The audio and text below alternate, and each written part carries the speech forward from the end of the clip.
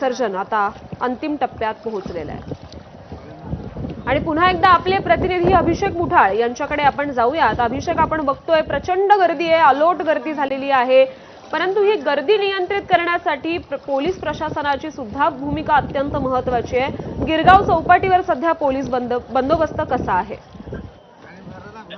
नक्कीच पोलीस चौपाटीवर पाहायला मिळतो आहे। एकूणच भरतीची वेळ आहे आणि भरतीची वेळ असल्यामुळे काहीसा अवधी जो आहे तो आपल्याला लालबागच्या राजाच्या विसर्जनासाठी देखील लागताना पाहायला मिळतो आहे। एकूणच तराफा अत्याधुनिक आहे आणि या अत्याधुनिक तराफा चा आकार देखील मोठा आहे। मात्र अडचण अशी झाली आहे की एकूणच भरतीची वेळ होती आणि अशातच हा तराफा देखील आपल्याला पाण्यात उतरल्याचं दिसलं आणि त्यामुळे तराफा आणि जी लालबागच्या राजाची मूर्ती आहे तिला कुठंतरी अडचणी जे आहेत ते आपल्याला या तराफ्यावर विराजमान होताना पाहायला मिळत आहेत।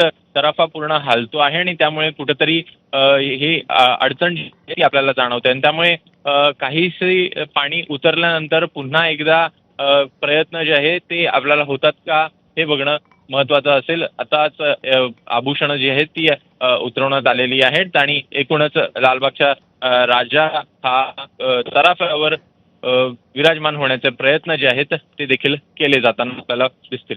हो अभिषेक, आपण बघतोय मुंबईतल्या गणपती विसर्जन मिरवणुकीची ही परंपरा यावर्षी सुद्धा कायम आहे। कसल्याच प्रकारची अडचण या मिरवणुकांमध्ये एकूणच भावनेच्या दृष्टिकोनातून सुद्धा येत नाही, कारण दरवर्षी तेवढ्याच उत्साहात जल्लोषात हे भक्त एकवटतात, तेवढ्याच दिमाखात ही मिरवणूक पुढे जात असते। एकूणच मुंबईच्या मिरवणुकांच्या म्हणजे अर्थातच विसर्जन